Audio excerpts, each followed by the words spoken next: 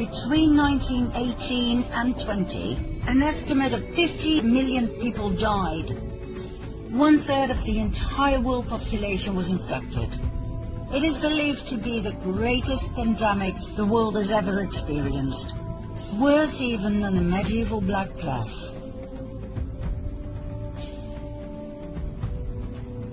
There are several very interesting things about the Spanish flu.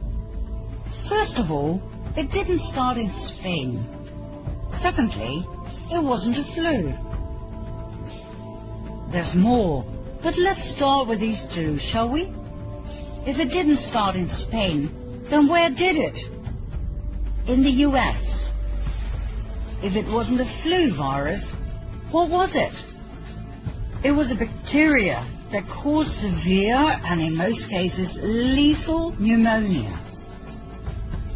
According to a 2008 National Institute of Health paper, bacterial pneumonia was the killer in a minimum of 92.7% of the autopsies reviewed. So why do we call it the Spanish flu? As a decoy, a smokescreen to hide the truth. Why? Because the truth is so hideous.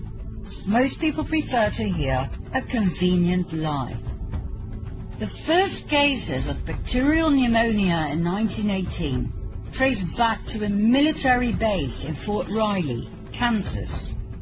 Long story short, during the first half of 1918, an experimental bacterial meningitis vaccine cultured in horses by the Rockefeller Institute for Medical Research in New York, now the Rockefeller University, was injected into soldiers at Fort Riley.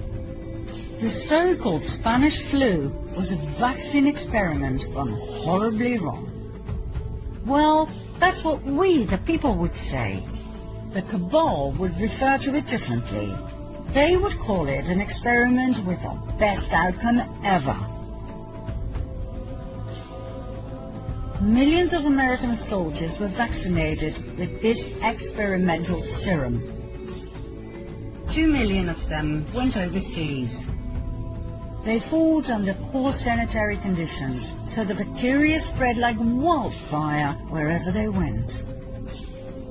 This story was then spread that these soldiers would come home with all sorts of European diseases, so the American population was vaccinated as well. On top of everything else, the vaccines were distributed all over Europe. Only the vaccinated died. Healthy men and women in the prime of their lives died, not the elderly, as would have been the case if it were a flu virus. Who was in charge of that distribution and mass vaccination program? The Rockefeller Institute.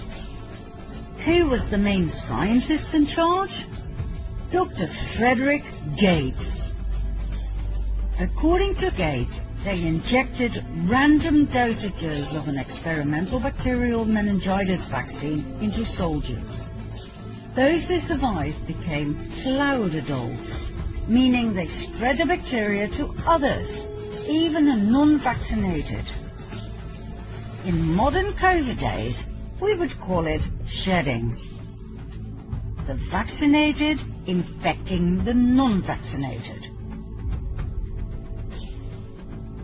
What an amazing coincidence, right?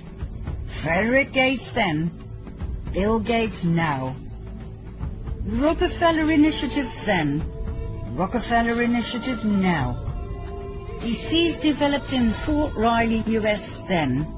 Disease developed in Wuhan, China now. Closed down societies then. Closed down societies now. Cloud adults then. Shedding now. All for our own good, our own safety.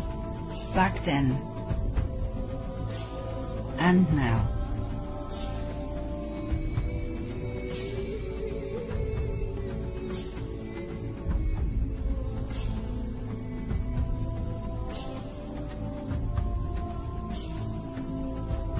And just about a century in between.